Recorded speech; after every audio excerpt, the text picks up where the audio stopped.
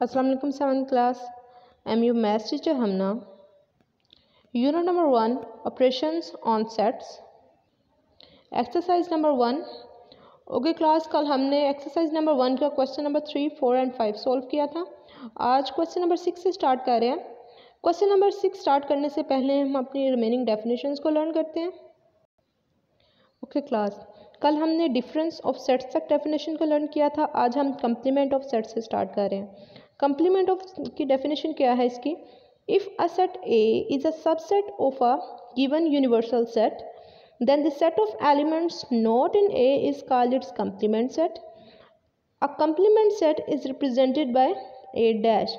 कह रहे हैं कि एक सेट है ए जो कि सबसेट है किसी यूनिवर्सल सेट का, यानी कि किसी बड़े सेट का। ठीक है, यूनिवर्सल सेट क्या होता है? वो वाला सेट जो तमाम सेट्स को अपने अंदर कंटेन करवा लेता है। एक सेट है जो कि सबसेट है किसी यूनिवर्सल सेट का। देन कह रहे हैं कि ए का कंप्लीमेंट क्या होगा? ए के कंप्लीमेंट में वो वाले एलिमेंट आएंगे जो कि ए में प्रेजेंट नहीं है लेकिन वो यूनिवर्सल सेट में प्रेजेंट है।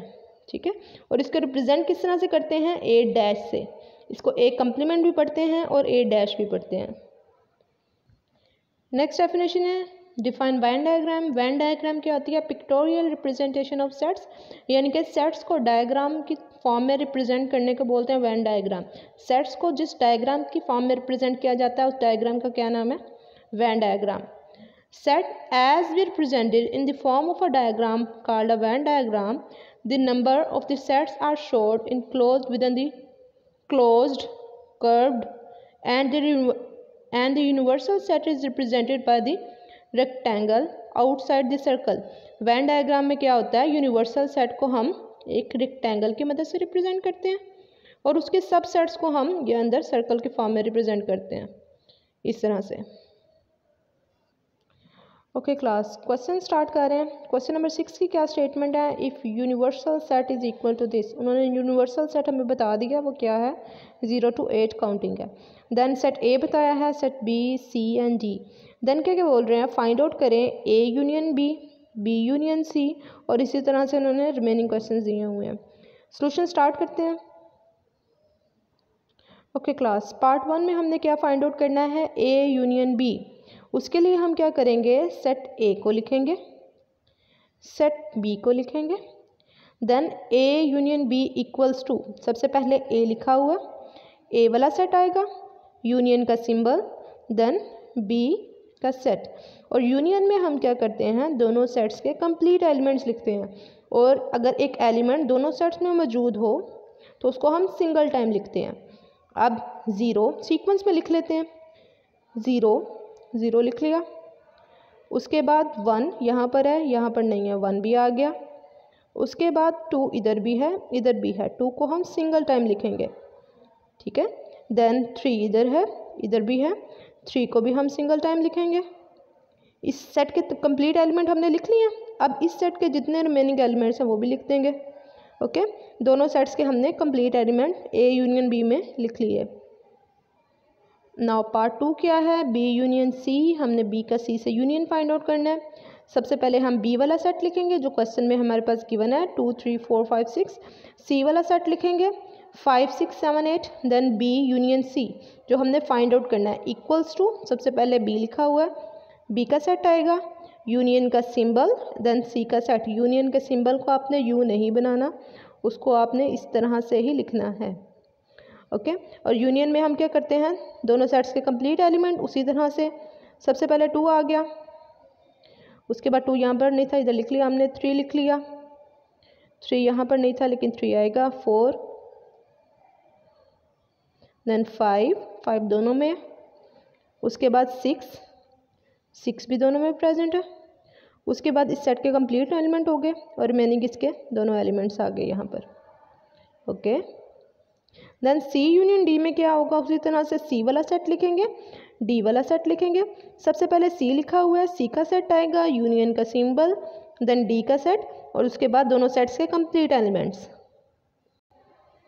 नंबर्स को आप सीक्वेंस में भी लिख सकते हैं और वैसे भी लिख सकते हैं। मैंने यहाँ पर सीक्वेंस में लिखा हुआ है। सबसे पहले यहाँ पर देखें, सबसे छोटा नंबर कौन सा है? 2 है, 2 लिख लिया हमने। उसके बाद है 4 है, 4 लिख लिया, देन 5 है, 5 लिख लिया। 6 दोनों सेट्स में है, 6 को हम सिंगल टाइम लिखेंगे, देन 7 और फिर 8। कंप्लीट एलिमेंट्स हो गए दोनों सेट के। ओके, और इनक्लोज करना है विद इन कर्ली ब्रैकेट्स और सेपरेट करना है बाय यूजिंग कोमास। यहाँ पर भी सेपरेट हम वैल्यूज़ को कर रहे हैं कोमास को यूज़ करते हुए, इनक्लोज कर रहे हैं within curly bracket. Next है हमारे पास B, A intersection B. Intersection में हम क्या करते हैं, दोनों सेट्स के कॉमन एलिमेंट्स लिखते हैं। सबसे पहले ए लिखा हुआ है, ए का सेट लिखेंगे, बी लिखा हुआ है, बी का सेट लिखेंगे। सॉल्यूशन देखते हैं इसका भी। ओके क्लास, सबसे पहले ए था, ए लिख लिया, इंटरसेक्शन का सिंबल, बी वाला सेट बाद में था, बी का सेट बाद में लिखा। उसके बाद देखेंगे हम दोनों सेट में कौन से एलिमेंट्स एक जैसे हैं। अब 0 इधर प्रेजेंट है, इधर प्रेजेंट नहीं है, 0 नहीं लिखेंगे। 1 इधर प्रेजेंट है, इधर प्रेजेंट नहीं है, 1 भी नहीं लिखेंगे। 2 यहाँ पर प्रेजेंट है, यहाँ पर भी प्रेजेंट है, 2 लिखेंगे। 3 यहाँ पर भी प्रेजेंट है, यहाँ पर भी प्रेजेंट है, 3 लिखेंगे। 4 इधर प्रेजेंट है, इधर नहीं है, 4 नहीं आएगा। 5 भी यहाँ पर प्रेजेंट नहीं है, 5 भी नहीं लिखेंगे। 6 भी यहाँ पर प्रेजेंट नहीं है, 6 को भी नहीं लिखेंगे। नेक्स्ट क्या है, B intersection C. Set B लिखेंगे जो क्वेश्चन में गिवन है, सेट सी लिखेंगे जो क्वेश्चन में गिवन है। देन सबसे पहले बी लिखा हुआ है, बी का सेट आएगा, उसके बाद इंटरसेक्शन का सिंबल। सी लिखा हुआ है, सी का सेट आएगा। उसके बाद देखेंगे दोनों सेट के कॉमन एलिमेंट्स कौन कौन से हैं। ठीक है, 2 बी में प्रेजेंट है, सी में प्रेजेंट नहीं है, 2 नहीं लिखेंगे। 3 इधर प्रेजेंट है, यहाँ पर नहीं है, 3 भी नहीं आएगा। 4 इधर प्रेजेंट है, इधर नहीं है, 4 भी नहीं आएगा। 5 यहाँ पर भी प्रेजेंट है, यहाँ पर भी प्रेजेंट है, 5 लिखेंगे। 6 यहाँ पर भी प्रेजेंट है, यहाँ पर भी प्रेजेंट है, 6 भी लिखेंगे। 7 इधर प्रेजेंट है, इधर नहीं है, 7 नहीं आएगा। 8 यहाँ पर प्रेजेंट है, यहाँ पर नहीं है, 8 भी नहीं आएगा। नाउ नेक्स्ट पार्ट क्या है हमारे पास, सी इंटरसेक्शन डी। सबसे पहले सी वाला सेट लिखेंगे जो क्वेश्चन में गिवन है, डी वाला सेट लिखेंगे जो क्वेश्चन में गिवन है। देन सी इंटरसेक्शन डी जो हमने फाइंड आउट करना है, इक्वल्स टू, सबसे पहले सी लिखा हुआ है, सी का सेट आएगा, इंटरसेक्शन का सिंबल, देन डी का सेट। उसके बाद देखेंगे दोनों सेट्स के कॉमन एलिमेंट्स कौन कौन से हैं। 5 यहाँ पर प्रेजेंट है, यहाँ पर प्रेजेंट नहीं है, नहीं लिखेंगे। 6 इधर भी प्रेजेंट है, सी में भी और डी में भी, 6 लिखेंगे। 7 यहाँ पर प्रेजेंट है, यहाँ पर नहीं है, 7 भी नहीं आएगा। 8 यहाँ पर प्रेजेंट है, यहाँ पर भी प्रेजेंट है, दोनों के कॉमन एलिमेंट्स हम यहाँ पर लिख लेंगे 6 एंड 8। देन हमने फाइंड आउट करना है ए कंप्लीमेंट यानी कि ए डैश।